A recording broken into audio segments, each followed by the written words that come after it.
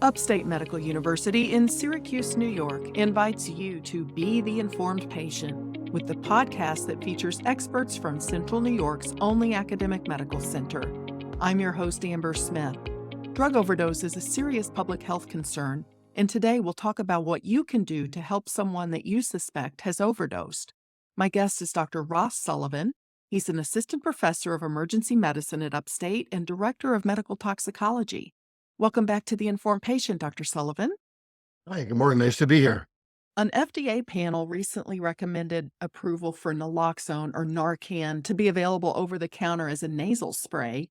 This is a drug that was first approved in 1971 and used mostly by first responders in hospitals to resuscitate people who may otherwise have died from an opioid overdose. Do you think it's a good idea to make it available to anyone to purchase as a nasal spray? Well, yes, I think in general, it's a great idea for someone to be able to go into a pharmacy and get themselves naloxone or Narcan nasal spray, easily right over the counter, right? I think it makes a lot of sense. But there's two sides to everything. We want to make sure. I mean, one of the things is, and I don't know the answer to this question is, but you know, how much will it cost? Just because things are over the counter doesn't necessarily mean they'll be cheap. I don't know the answer to that question. I'm hoping that it will be affordable. That's one of our biggest things. But overall, it's a great idea. And we want to get it into everyone's hands. So something like Tylenol or Motrin or even, sometimes people get allergy sprays for their nose and maybe at one time were by prescription. So we want to be able to have that in as many homes as possible because people who overdose are not just what some people might think about in their head, right? It's people in every walk of life and every socioeconomic platform. Of these people are overdosing or overusing, whether it's heroin or pain pills. So getting naloxone or Narcan into these homes is important. It's been available in New York State at pharmacies without a prescription. Has that been helpful? Yeah, I think that it has been. It's been a lot of different components adding together in New York State. I mean, they've been able to offer it at pharmacies without a prescription. And this is what called like a non-patient specific prescription. So they're for any person that goes to a pharmacy. And most insurances pay for it or pay most of the cost of it. But it's an extra step. You can go to the pharmacy, you have to ask for it. And, some people aren't going to do that or don't know or don't want to. They've also been available by prescription in New York State. So medical providers can also write a prescription for it and have insurance pay for it. And then another option, there's something that we call OOPP, which is an opioid overdose prevention program, which serves many throughout our county. We run one here at Upstate through our emergency department in our toxicology program that I run. And those also have been very important to getting medications in the hands of people other ways. And they go to police departments this way and EMS departments, and fire departments, so on and so forth. So it's in our community in a lot of various ways. Is anyone keeping track, or is there any way to track how often or how many people have been saved by Narcan use in the field? Yes and no. There is some local EMS data that our county keeps that shows the number of naloxone administrations by reportable agencies like EMS and the police. We do have some of those, and every year I believe it's over 700, administrations, which is a lot. What's unaccounted for, there's no way really to account for all the people giving it to other people that are not part of any type of reportable agency. So those are really we can't really track those, but it's probably easy to say that in our county, well over 1,000 times a year, thousands probably, it's being given by people in the community. Well, let me have you walk us through how Narcan works. It's available as an injection in the hospital, right? Yes, it's available as an injection in the hospital, and that's historically how it was used, as you mentioned earlier, by medical providers or EMS. It was given as something that was given intravenously or maybe even intramuscularly, so in a vein or in the muscle. But there's some other delivery systems in the body, and one of them is in your nose because you can aerosolize or make thousands or millions of little particles that will go into your nose, and there's a surface area there where it gets absorbed relatively easily. So, you take it within your nose, and what's nice about that is it's perfect for a medication for lay people or non-medical people to give. It's a nose spray. They really need minimal to no training, right? And you can put it in the nose, pull down on the plunger, push it, and it goes off, right? Don't need any training whatsoever, really. And what it does is in our body, there's receptors, right? That's just things that medicines or drugs or things bind to in our body. And then there's a response. So we have opioid receptors in our bodies that are natural in our body. They're mu receptors are called, the word mu. Not that that's so important, but when you use heroin or fentanyl or a pain pill, those medicines or drugs bind to that receptor in our body. They're in our brain, they're in our other parts of our body, in our spinal cord and whatnot. Well, when you take heroin or fentanyl, it binds to a certain area in the brain where it stops your breathing. Well, Narcan goes and blocks that, or displaces those drugs, because naloxone wants to bind to those receptors harder than heroin or fentanyl does. So naloxone will go to that area in the brain and it will literally knock off the heroin or fentanyl. And by doing that, it allows you to breathe again. In some ways, it's really simple. In some ways, it's really, really amazing and eloquent. In some ways, how it works, but it's very effective. These opioid receptors in our body, are they the same receptors for the prescription drugs as for the street drugs that are opioids? Yeah, great question. Absolutely. Same ones. And that's why it's so dangerous. It's not selective. They're the same receptors in your body that a pain pill binds to, the heroin binds to, the fentanyl binds to. They all just do them a little bit differently in terms of how tightly they bind to them, how long they stay on the receptors. That's why they have different effects on people, because of how the actual medicine or drug interacts with actually that receptor. Fentanyl's so dangerous because you always hear, oh, it's so much more potent. Well, that's because it binds to that receptor, 50 times stronger or harder than heroin, they say, does.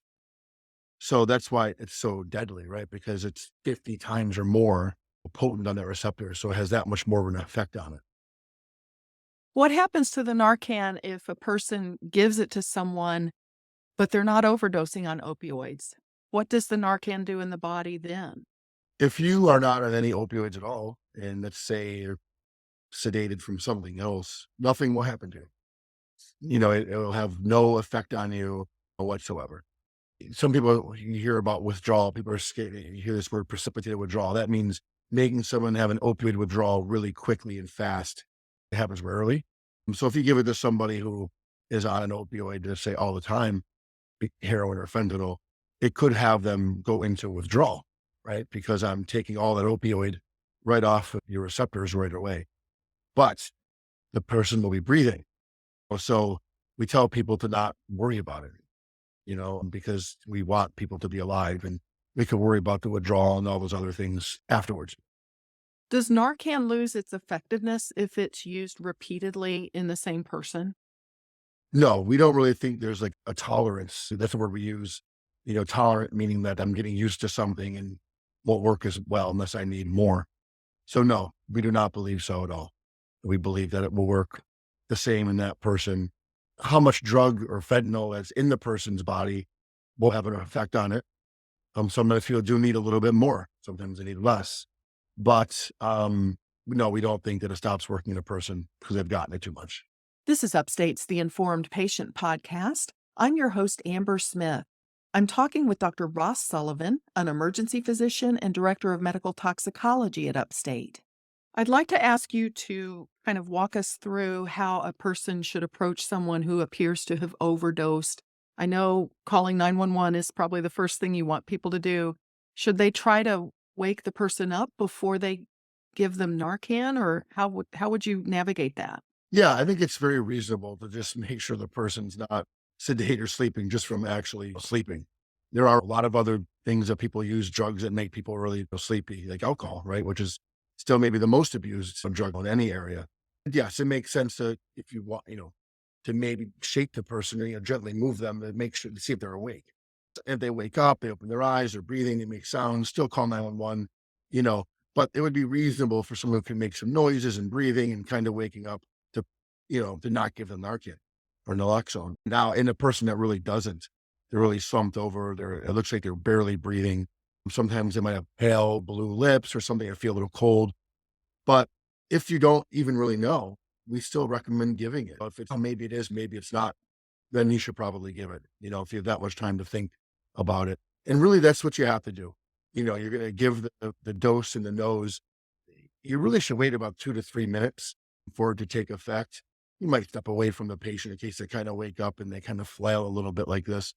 And if in 2 to 3 minutes they don't wake up, you can give another dose. It's not unreasonable to think someone might need 2 doses, but almost no one really ever needs more than that. And if they're not waking up, it's most likely something else. And in our case, locally, it could be xylazine. Does the typical person wake up coherent and aware, or are they groggy and confused, or are they violent? Very rarely do we ever see them violent. I mean, there's some stories, and maybe rarely, occasionally, where they wake up violent. If they do, it's because of this precipitated withdrawal thing, where their body is just all of a sudden in a very quick withdrawal state. I mean, most people, it takes time to get there. Can you imagine in 30 seconds to 2 minutes having full withdrawal, which theoretically may happen very rarely. So it is possible, but very rare. Most people will wake up probably groggy, and then maybe within several minutes wake up more. Or sometimes they just stay groggy, and very slowly they start waking up. But groggy is good, full awake is good, all of it is good as long as they're breathing. If someone is revived with naloxone or Narcan, do they still need to go to the hospital? So we tell people to call 911 and let EMS decide. Surely we know that there's many, many, many naloxone administrations that are given by people who never go to the ER. And then really that's what we kind of want, right? We don't want to have people come to the emergency department they don't need to. So that's part of the unintended benefit of a program like this too.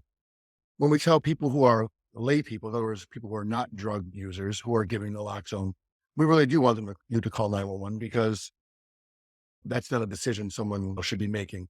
People who are drug users using together, we know that very often, almost always, they're using and giving naloxone and they're not calling 911, which also, makes sense. Of course, we want anyone to come to the hospital that needs to and wants to. We do. But we realize that there's a lot of people that we force into going into the ER too, who don't want to be there. So for people who are listening to this, who are going to get naloxone to somebody, absolutely call 911. But oftentimes people give naloxone or get it and don't come in. Well, please tell us about the Opioid Bridge Clinic. This is something you started at Upstate. It's something a person would maybe learn about if they were treated for an opioid overdose at Upstate University Hospital. Is that right? Yes, that's right. We have an addiction program in the hospital and in the emergency department. And what we do is when people are coming to the emergency department or they're in the hospital, we try to find them treatment when they leave. And one of the options is the opioid bridge clinic. And really it's what we call low threshold treatment. So we really just require you to just show up, right? We want to give you medications, help you sort out some of the other things that you might need to sort out to help get yourself treatment. And we really just do what we can to help people. It's not just medications, but is there a way we help people with insurance and housing and other things, other medical needs they might have to kind of get them on their feet to help them move on. So the Opioid Bridge Clinic's been maybe in existence now for 7 or 8 years. It's been great. We tell people you can go to the Upstate webpage and there's the Bridge Clinic. And if people are wondering or looking for appointments too, they can feel free to call that number. And, we don't just take care of people just from the hospital. We'll take care of others too if they need help. So the number is on the website. And it's been a great program for the hospital and the community. How much of an impact do you think the Bridge Clinic is having on the opioid epidemic in central New York? I think that's a great question. I think that it was very important to push the treatment agenda in our area. And so, I mean, just being here, it's important. We know that the Opioid Bridge Clinic, in a paper that we published several years ago, people utilize emergency department at a high frequency. We know that if they go to the Bridge Clinic, if they're opioid users, they use the emergency department far less, 40 to 45% less after they go to the Bridge Clinic. So it's one of the few interventions. It's really hard to measure how well is it working. Well, that's the way we measured it. And that's, it's an astounding finding. But even in addition to that, what we found is that in 2015, 16, the Opioid Bridge Clinic was, I can safely say, one of the only, or if not the only place locally that was offering low threshold buprenorphine or Suboxone. Low threshold, again, meaning we're giving it to people without having them to jump through a lot of hoops. And it was that original concept, and there was an article in the paper that pushed all these local other agencies into what's kind of modern addiction treatment now. I mean, a lot of other things happen too, but we were really the first one locally to do that. And, I think I'm proud to say in the Upstate Emergency Department Hospital should be proud to say that it really helped push the agenda of treatment for these people, immediate treatment. And that's probably will be a long lasting effect in the community was really the first program to really do that. And, it's been a great experience. Well, Dr. Sullivan, thank you so much for making time for this interview. Yeah, it's been my pleasure. It's always love speaking with you. My guest has been emergency physician Dr. Ross Sullivan. He's director of medical toxicology at Upstate. The Informed Patient is a podcast covering health, science, and medicine, brought to you by Upstate Medical University in Syracuse, New York, and produced by Jim Howe. Find our archive of previous episodes at upstate.edu/informed. This is your host, Amber Smith, thanking you for listening.